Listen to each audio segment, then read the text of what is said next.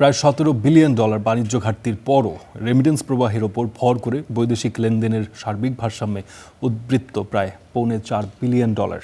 চলতি অর্থবছরের জুলাই-ফেব্রুয়ারি সময় বৈদেশিক লেনদেনের বাড়তি এই অর্থ যুক্ত হয়েছে রিজার্ভে, ফলে রিজার্ভ বেড়ে ছাড়িয়ে যায় $30 বিলিয়ন।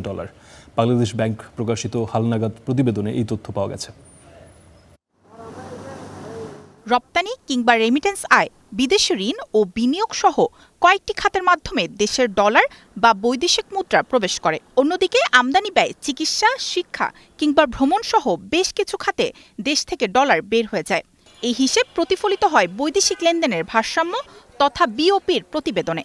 বৃহস্পতিবার জুলাই-ফেব্রুয়ারি এই ৮ মাসের হিসাব প্রকাশ করেছে বাংলাদেশ ব্যাংক। এতে দেখা যায় ওই সময়ে দেশের বাণিজ্য ঘাটতির পরিমাণ বছর ব্যবধানে $3 বিলিয়ন বেশি বেড়ে হয়েছে প্রায় $17 বিলিয়ন।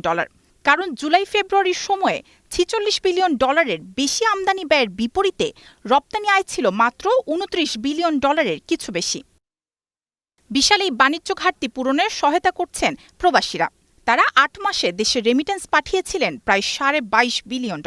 এর ফলে চলতি হিসেবে লেনদেনের ঘাটতি কমে হয়েছে মাত্র $1 বিলিয়ন, যা গেল অর্থবছরে জুলাই-ফেব্রুয়ারিতে ছিল প্রায় $1.5 বিলিয়ন।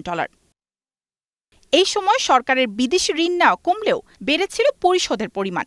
অন্যদিকে বিদেশি বিনিয়োগ ও সাহায্য এবং লেনদেনের হিসেবের বিচ্যুতি বাড়লেও বাণিজ্যের বিপরীতে বাংলাদেশের পাওনা বেড়ে হয়েছে $2.5 বিলিয়ন বেশি। সব মিলিয়ে তাই সার্বিক ভারসাম্যের উদ্বৃত্ত ছিল প্রায় $3.43 বিলিয়ন, যা গেল অর্থবছরে জুলাই-ফেব্রুয়ারিতে ছিল $1.25 বিলিয়ন ঘাটতি। গেল বছর এই ঘাটতির অর্থ মেটানো হয়েছিল রিজার্ভ থেকে।